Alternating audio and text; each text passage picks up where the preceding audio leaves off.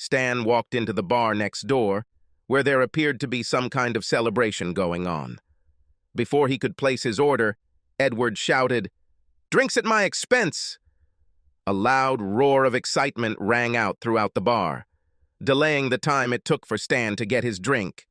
After a while, he approached Edward. "Thanks for the drink, buddy. Do you mind if I ask what the occasion is?" "No problem, buddy. Me and Emma.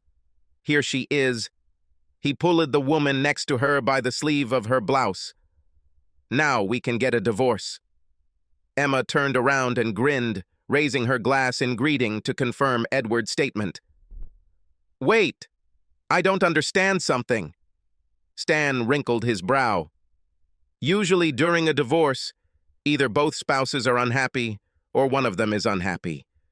Why are neither of you two sad?" "I can't hear anything over all this noise," Edward shouted, leaning towards his ear.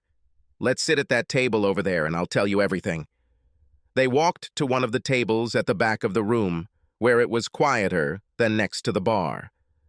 The celebrating man introduced himself as Edward, and the stranger said he was Stan.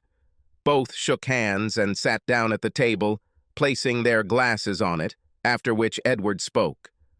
"In short, Stan, here's the thing. My grandfather was a rich man. Unfortunately, he was also a very domineering and grumpy old man.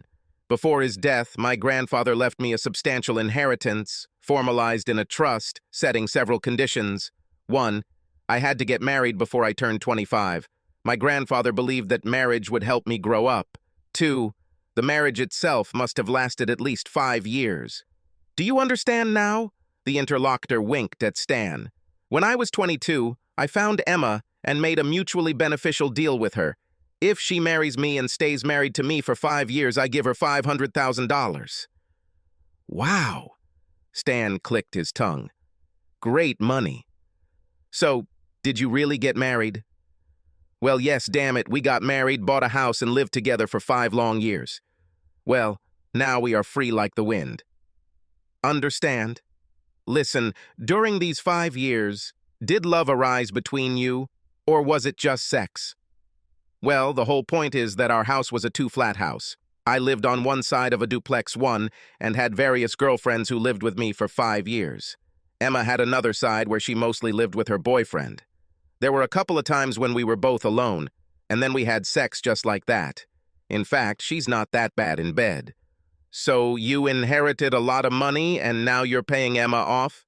Stan asked, taking a sip of beer and looking at his counterpart over the rim of the glass. "That's right, buddy." Edward smiled broadly, spreading his arms to the sides. "I don't understand how this is possible." Stan raised his eyebrow, putting his glass on the table. "What is this?" "What do you mean?" "Well, as far as I know, most of these trusts have a fraud clause." "Fraud clause?" Ed drawled.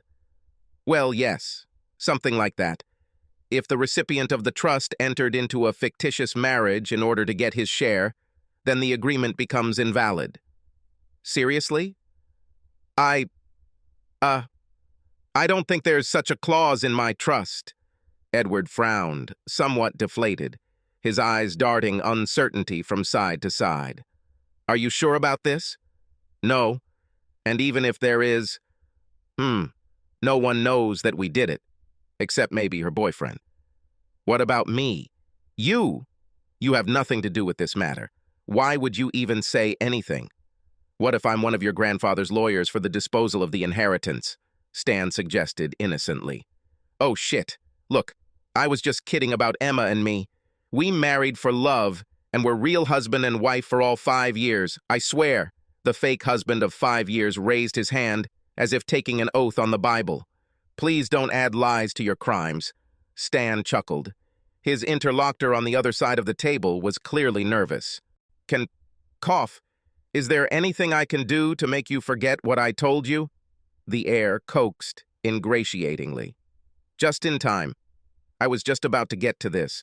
Your grandfather was a mean old man and, to be honest," Stan leaned over the table and lowered his voice, "I don't particularly like the charity group that will grab all this money if I turn you in.